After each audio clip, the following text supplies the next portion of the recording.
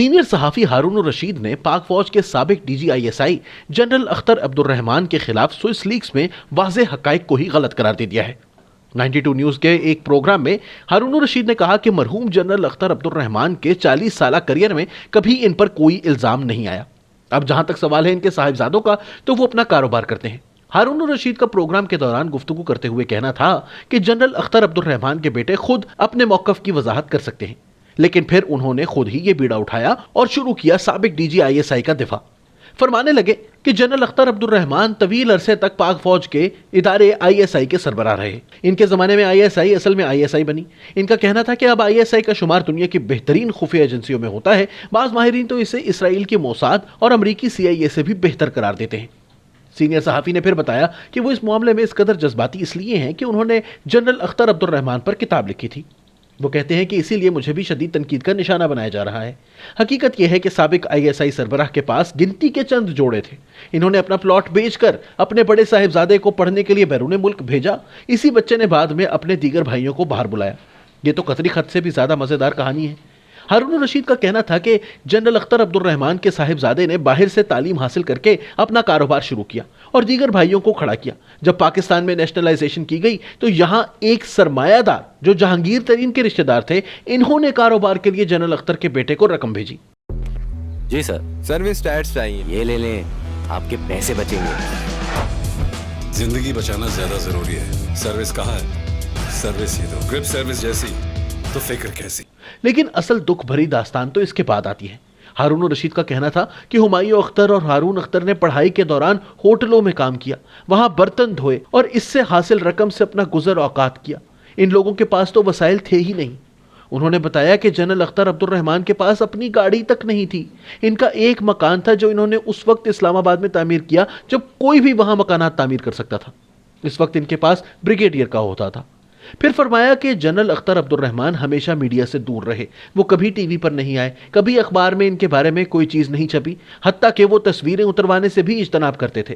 وہ صرف اپنے کام سے کام رکھنے والے انسان تھے۔ وہ صرف گھر کا کھانا کھاتے تھے، 2 کھانوں کے وقفوں کے درمیان کچھ نہیں کھاتے تھے۔ وہ سگریٹ نوشی تک نہیں کرتے تھے۔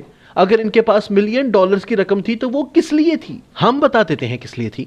جنرل صاحب تو ضیاء کے جہاز میں ان کے ساتھ ہی ملک کے عدم کو سدھار گئے تھے، اس لیے رقم سے شاید انجوائے نہ کیا ہو۔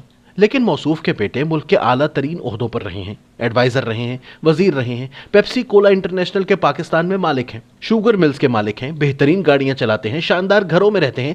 سگریٹ میں آخر جنرل صاحب کتنا روپیہ پھونک ڈالتے؟ اگر ہارون صاحب کا دعویٰ ہے کہ پیسوں کا تو کوئی مصرف ہی نہیں تھا، تو مصرف تو بالکل موجود تھا۔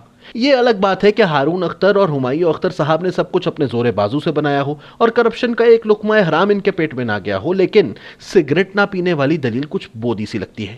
جہاں بہت سوں کے قسم پرسی کی اس داستان پر آنسو نکل آئے ہوں گے، وہیں یہ امر بھی دلچسپی سے خالی نہیں کہ ہارون الرشید پر یہ الزام کوئی تازہ نہیں۔ کئی برس قبل MQM کے حیدر عباس رضوی پہلی مرتبہ ٹی وی پر ان کے خلاف یہ معاملہ سامنے لائے تھے کہ یہ جنرل ضیاء کے بہت بڑے مداح اور اختر عبد الرحمان کی شان میں ایک کتاب کے لکھاری بھی ہیں۔ ہارون الرشید جنرل ضیاء سے متعلق اس دعوے کی تردید کرتے ہیں، لیکن وہ اس حقیقت کو جھٹلا نہیں سکتے کہ وہ جنرل ضیاء کی متعدد مواقع پر تعریفیں بھی کرتے رہتے ہیں۔ مثال کے طور پر ان کی غریب پروری اور معیشت کو چلانے کے ڈھنگ کے وہ قصیدے کہتے ہیں کہ غریب کی حالت زار کبھی بہتر ہوئی تو وہ اسی دور میں ہوئی، لیکن بھول جاتے ہیں کہ ڈالر کتنی بڑی تعداد میں ملک میں آ رہا تھا۔ کسی اور دور میں یوں بے لگام اور بے حساب ڈالرز کی ریل پیل نہیں ہوئی تو یقیناً غریب کی معاشی حالت میں بھی کچھ بہتری ہوئی ہوگی۔ تاہم ہارون الرشید کی اپنی معاشی حالت میں بہتری کی بھی بہت سی کہانیاں ہیں۔ مثال کے طور پر ARY پر کئی برس پہلے کاشف عباسی کے ایک پروگرام میں ہارون الرشید نے نون لیگی رہنما احسن اقبال پر الزام لگایا کہ احسن اقبال ان کے خلاف خبریں لگواتے ہیں۔ کاشف عباسی نے یہاں مداخلت کرتے ہوئے کہا تھا کہ ایک ویب سائٹ PK پالیٹکس پر ہارون الرشید کے خلاف ایک خبر شائع کی گئی تھی اور ان کا یہ ماننا تھا کہ یہ احسن اقبال کے ایما پر شائع کی گئی۔ احسن اقبال نے اس الزام کی تردید کی۔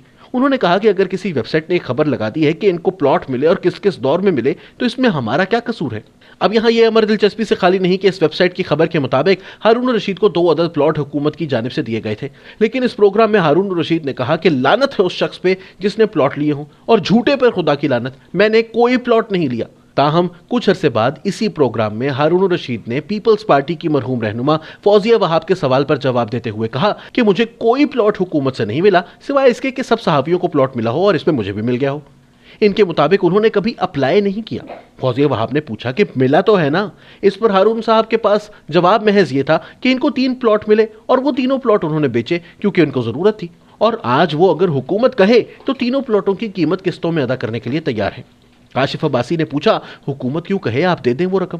ہارون صاحب لیکن اس سوال کو صاف گول کر گئے اور لگے فلسفہ بیان کرنے کہ کسی کو کوئی مراعات نہیں ملنی چاہیے۔ ہارون الرشید آج بھی 92 نیوز پر پروگرام کرتے ہیں، ان جرنیلوں کا دفاع آج بھی کرتے ہیں جن کی قصیدہ گوئی 1980 کی دہائی سے کرتے آ رہے ہیں اور جن کے کروڑوں روپے سوئس بینکوں میں پڑے ہیں، لیکن کمال دیکھیے کہ پارسائی کا دعویٰ ہے کہ ٹس سے مس نہیں ہو سکا۔